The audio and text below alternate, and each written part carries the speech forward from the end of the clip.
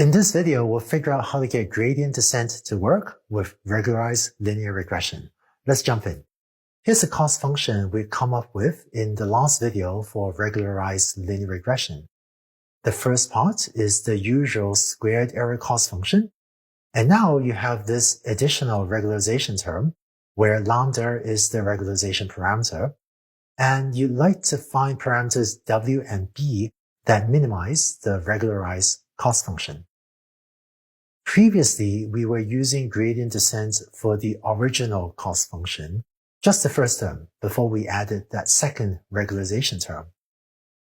And previously, we had the following gradient descent algorithm, which is that we repeatedly update the parameters wj and b for j equals 1 through n according to this formula, and b is also updated similarly. Again, alpha is a very small positive number called the learning rate. In fact, the updates for regularized linear regression look exactly the same, except that now the cost j is defined a bit differently. Previously, the derivative of j with respect to wj was given by this expression over here, and the derivative with respect to b was given by this expression over here. Now that we've added this additional regularization term, the only thing that changes is that the expression for the derivative with respect to wj ends up with one additional term. This plus lambda over m times wj. And in particular, for the new definition of the cost function j, these two expressions over here, these are the new derivatives of j with respect to wj, and the derivative of j with respect to b. Recall that we don't regularize b, so we're not trying to shrink b. That's why the update to b remains the same as before, whereas the update to w changes because the regularization term causes us to try to shrink wj. So let's take these definitions for the derivatives and put them back into the expression on the left to write out the gradient descent algorithm for regularized linear regression. So to implement gradient descent for regularized linear regression, this is what you would have your code do.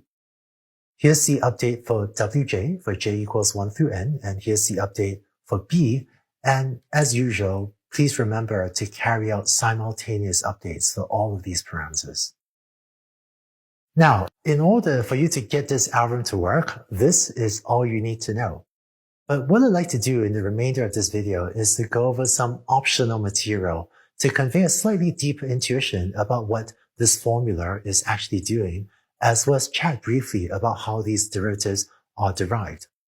The rest of this video is completely optional. It's completely okay if you skip the rest of this video. But if you have a strong interest in math, then stick with me. It's always nice to hang out with you here.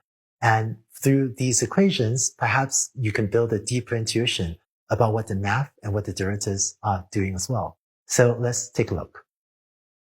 Let's look at the update rule for wj and rewrite it in another way. We're updating wj as 1 times wj minus alpha times lambda over m times wj. So I've moved the term from the end to the front here. And then minus alpha times 1 over m and then the rest of that term over there. So we just rearranged the terms a little bit. And if we simplify, then we're saying that wj is updated as wj times 1 minus alpha times lambda over m minus alpha times this other term over here.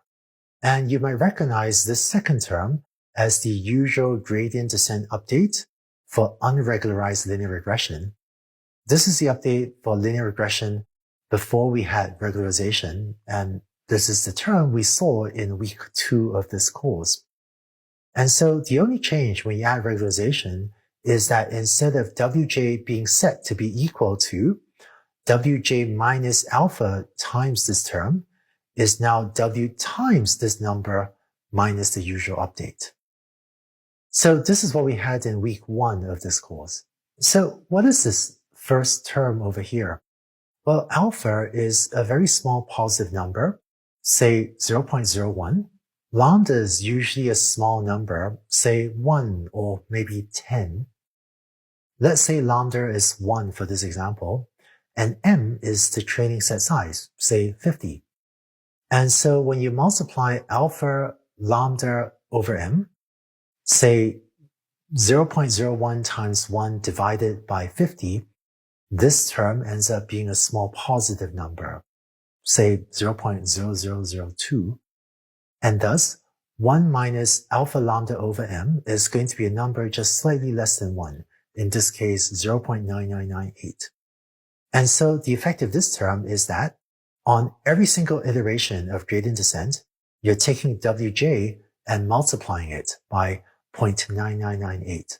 That is, by some number slightly less than 1 before carrying out the usual update.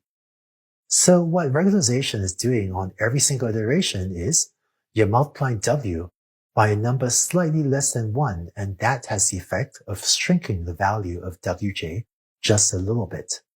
So this gives us another view on why regularization has the effect of shrinking the parameters wj a little bit on every iteration, and so that's how regularization works. If you're curious about how these derivative terms were computed, I have just one last optional slide that goes through just a little bit of the calculation of the derivative term.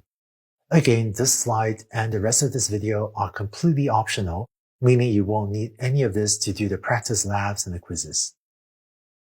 So let's step through quickly the derivative calculation.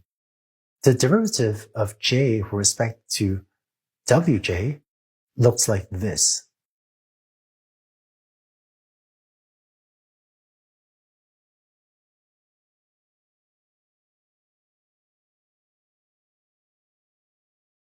Recall that f of x for linear regression is defined as w dot x plus b, or w dot product x plus b.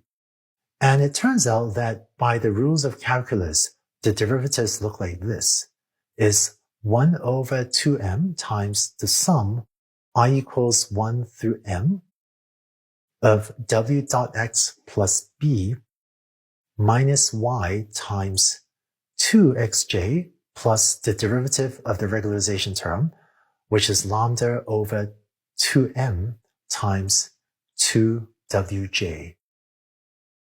Notice that the second term does not have the summation term from j equals 1 through n anymore. The 2's cancel out here, and also here and here. And so it simplifies to this expression over here. And finally, remember that wx plus b is f of x, and so you can rewrite it as this expression down here. So this is why this expression is used to compute the gradient in regularized linear regression. So you now know how to implement regularized linear regression. Using this, you'll be able to reduce overfitting when you have a lot of features and a relatively small training set. And this should let you get linear regression to work much better on many problems. In the next video, we'll take this regularization idea and apply it to logistic regression to avoid overfitting for logistic regression as well. Let's take a look at that in the next video.